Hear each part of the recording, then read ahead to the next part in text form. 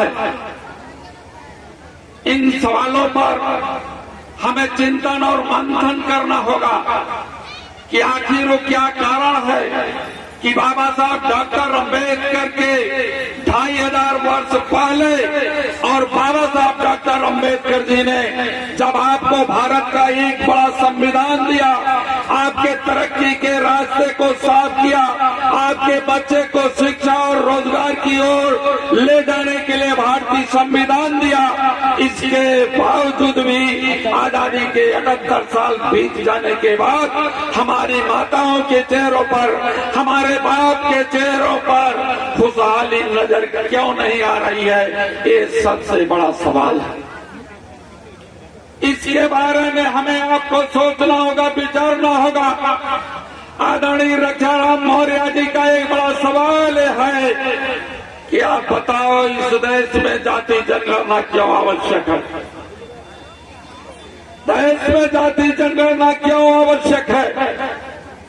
आवश्यक इसलिए है कि जब तथागत भगवान बुद्ध अपने राजघराने को छोड़ करके निकले थे, गर्मी का तपतपाती हुई लू का महीना था और उस तपतपाती हुई लू में जब अपने घर बार राजघराने को छोड़ करके निकले तो रास्ते में बहुत तेज प्यास लग गई। बहुत तेज प्यास लगने के बाद एक कुएं से एक बूढ़ी औरत पानी निकाल रही थी रस्सी के माध्यम से, और महात्मा बुद्ध जी जब उस औरत को देखा कि पानी निकाल रही है तो महात्मा गौतम बुद्ध जी ने कहा, हे माँ हमको पानी पिला दो, हमको पानी माँ दे दो। तो उस बूढ़ी महिला ने, उस बूढ़ी माँ ने कहा, बेटा मैं तुमको कैसे पानी पिलाऊं, मैं तो फला बिरादरी की हूँ, जात की हूँ, अगर मैं तुमको पानी पिला दूंगी तो हमारे गांव के लोग हमें अपने घर पर रहने नहीं देंगे। ये जातिवादी व्यवस्था जो इस देश में पैदा की गई है, वो जातिवादी व्यवस्था बहुत खतरनाक चीज है। उस जातिवादी व्यवस्था को आपको रोकने के लिए बाबा साहब डॉक्टर अम्बेडकर जी ने अपनी संविधान सभा में इस बात के लिए आह्वान किया था कि हमारे बहुत से विद्वान साथी मंचासीन है, बहुत से हमारे विद्वान लोग इस कार्यक्रम में आए हैं, लेकिन वो बातें हमारे माता पिता के तुल्य हमारे नौजवान साथी इतनी भारी संख्या में आए हैं नहीं जानते हैं। कोना पैक्ट के माध्यम से जहां हम जिस व्यवस्था में रहते हैं उस व्यवस्था में ऊंच नीच है, छुआछूत है, बड़ा है, छोटा है, अमीर है और गरीब है, और ऐसी व्यवस्था से निजात पाने के लिए बाबा साहब डॉक्टर अम्बेडकर जी ने संघर्ष किया था और सन 1932 ईस्वी में पूना पैक्ट के माध्यम से जिनको सम्मान नहीं मिलता था इस देश की व्यवस्था में, उन्होंने अपना आरक्षण लागू कर लिया। 100 में 22-23% आरक्षण अंग्रेजों से लड़ करके ले लिया था, अंग्रेजों से लड़ करके ले लिया था। आजादी के बाद सन 47 में जब देश आजाद हुआ, आजादी के पहले संविधान सभा बनाने का दायित्व ड्राफ्टिंग कमेटी का चेयरमैन बाबा साहब डॉक्टर अम्बेडकर थे और 289 उस ड्राफ्टिंग कमेटी के मेंबर थे, और 289 मेंबरों के बीच में बाबा साहब ने कहा था कि इस देश में एक ऐसी कौम है जो मिडिल क्लास की है, जो न अगड़ी है और न तो अनुसूचित जाति के अंतर्गत आती है, बल्कि मिडिल क्लास की भी है। उसकी स्थिति भी आर्थिक सामाजिक रूप से पद से बदतर है। वो जानवरों के साथ रहता है, उसका रिश्ता बैलों से होता है। जैसे बैल आज तो ट्रैक्टर हो गया है, आज ट्रैक्टर हो गया है ट्रैक्टर। यही पूंजीवादी व्यवस्था के लोग, जब ट्रैक्टर नहीं था तो हमारे बाप दादा से अपने खेतों की हरवाही करवाते थे। अपने बाप दादा से, हमारे बाप दादा से जो हरवाही करवाते थे। यहाँ पर बहुत से नौजवान साथी आए हैं, यहाँ पर बहुत से ऐसे बुद्धिमान लोग आए हैं। साथियों, क्या तुम्हारा जन्म सामंतवादियों की हरवाही करने के लिए हुआ है? बाबा साहब डॉक्टर अम्बेडकर जी ने संविधान दिया, अब तुम उनकी हरवाही करना बंद कर दो, अपने अधिकारों के लिए चले आओ। और उसी संविधान को जब बैल सो गया, खेत जोत करके आओ, खेत को सानी भूसा दिया, बैल को सानी भूसा दिया, मड़ाइया में उसे खूंटा में बांध दिया और आप भी भोजन किए, उसी बैल के साथ सो गए। तो बैल के साथ 18 से 24 घंटे काम करने वाले लोग, जिनकी भी राजनैतिक, आर्थिक और सामाजिक हैसियत बद से बदतर है, उसे भी आरक्षण मिलना चाहिए। लेकिन 289 सदस्यों ने कहा, इनकार कर दिया, इनकार कर दिया।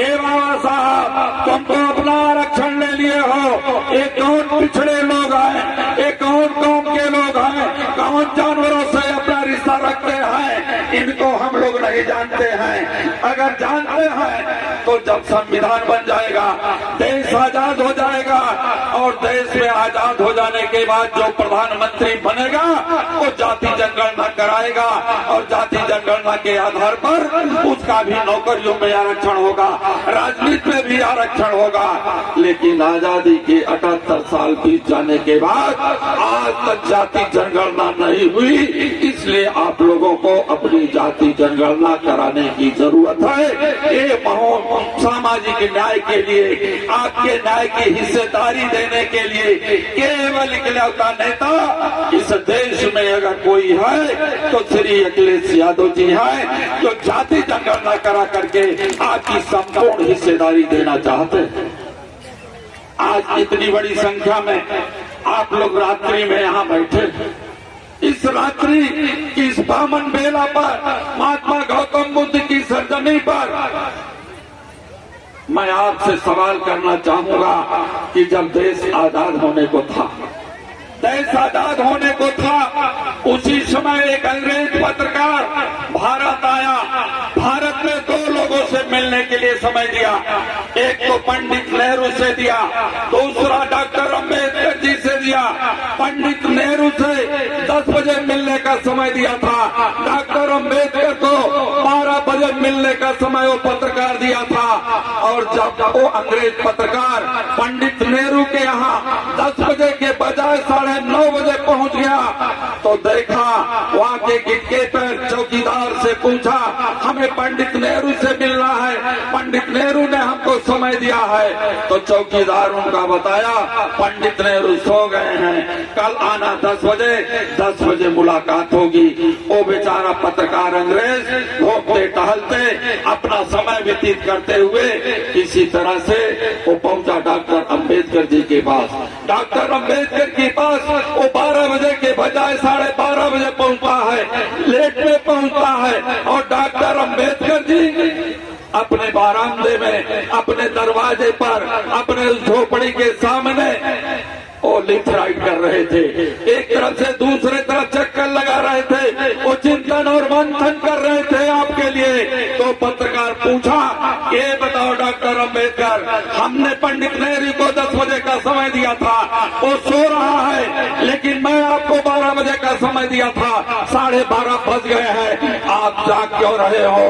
तो वो बाबा साहब डॉक्टर अम्बेडकर जी ने कहा, ये अंग्रेज पत्रकार सुन लो, पंडित नेहरू का समाज जाग चुका है, और जब उसका समाज जगा हुआ है तो मैं सो रहा हूँ, पंडित नेहरू सो रहे हैं और मेरा समाज सो रहा है, इसलिए डॉक्टर अम्बेडकर जाग रहे हैं। धन्यवाद रक्षाराम मौर्य जी।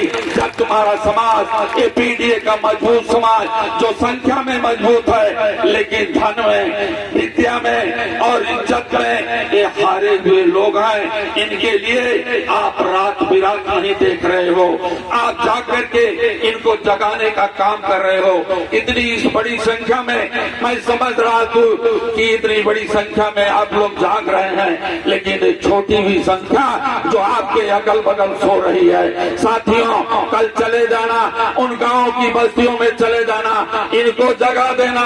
जगह इसलिए देना कि आजादी के 78 साल बीत जाने के बाद मेरा बूढ़ा बाप भी, मेरा बाप जन्म लेने वाला 1947 में, मेरा बूढ़ा बाप और बूढ़ी माँ अपने दरवाजे पर दस्तक दे रही है, उसका एक भी कलेक्टर नहीं, उसका एक भी कलेक्टर नहीं है। आप बताओ, इतनी बड़ी आवाम में अगर तूने एक कलेक्टर पैदा किया हो तो रक्षाराम मौर्य तुम्हारी गुलामी करेंगे। इतनी बड़ी आवाम में बता दो कि तुम्हारे पास कोई कलेक्टर हो तो बता देना, तुम्हारे पास कोई जज हो तो बता देना, तुम्हारे पास कोई एसपी हो तो जमा देना। क्या है हमारी माताएं नालायक बच्चों को जन्म दिया?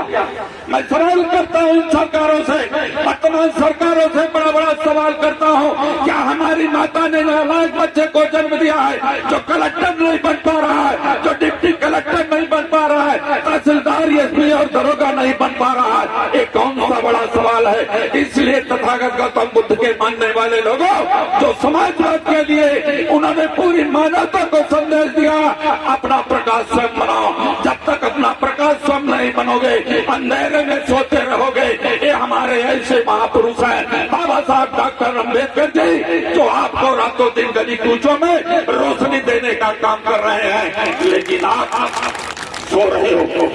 क्यों सो रहे हो मेरे समझ में नहीं आ रहा है। क्या मेरी माँ जिस बच्चे को जन्म दिया है, जिस बेटी को जन्म दिया है, वो इतना लायक तो है कि वो आगे चल सकता है? मैं इस देश के ऐसे मसीहा जिन लोगों ने हमारे बच्चों को आगे ले जाने के लिए, मुलायम सिंह यादव जी का नाम सुना होगा आप लोगों ने। मुलायम सिंह यादव इस प्रदेश के 3 बार मुख्यमंत्री बने थे। जब हमें बेटियों को एजुकेशन नहीं दिया करते थे, अपने बेटियों को बढ़ाने के लिए स्कूल में नहीं भेजा करते थे, मुलायम सिंह यादव ने पूरे उत्तर प्रदेश में आवाज दिया। एक किसानों, ये मजदूरों, ये पिछड़े जमात के लोग ही नहीं, अगड़ी और अनुसूचित जाति के लोग भी अपनी बेटियों को बढ़ा देना। और मुलायम सिंह यादव इन बेटियों को बढ़ाने के लिए अपने बैंक का खजाना खोल देगा और उसने 20-20 हजार रुपए कंडक्शन के माध्यम से अपनी बेटियों को बढ़वाना शुरू कर दिया। वो समय कहाँ गया? आप बताओ, इसमें से कितने लोग जानते हैं? मुलायम सिंह यादव ने बेटियों की तरक्की के लिए, उन्हें टीचर बनाने के लिए, उन्हें एलडीएम बनाने के लिए, तहसीलदार बनाने के लिए, उन्हें जज बनाने के लिए रास्ता तय किया था। और जब बेटियां कलेक्टर बनने के नजदीक हो गई, जब डिप्टी कलेक्टर बनना शुरू कर दिया, तो यही मोदी और योगी के परिवार में, इनके परिवार तो है नहीं जो आरएसएस का परिवार है, इनके पेट में दर्द बढ़ा, इनके पेट में दर्द बढ़ा और इतना बड़ा दर्द बढ़ा कि बेटियां अपना पढ़ाई लिखाई बंद कर दें। ये बेटियां अपनी पढ़ाई लिखाई बंद कर दें। क्यों बंद कर देंगे भाई? रक्षाराम मौर्य जी बुजुर्ग हो चुके हैं। पहुंच लेना, जो जितना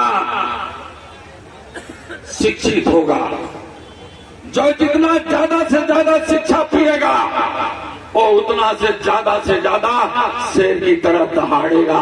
लेकिन आप लोग तो दहाड़ने वाले लोग हो, लेकिन दहाड़ नहीं पा रहे हो शिक्षा की कमी की वजह से। वो ज्योति मौर्य थी, वो ज्योति मौर्य थी जो लोक सेवा आयोग उत्तर प्रदेश से पीसीएस की परीक्षा को टॉप किया था, एसडीएम बनी थी।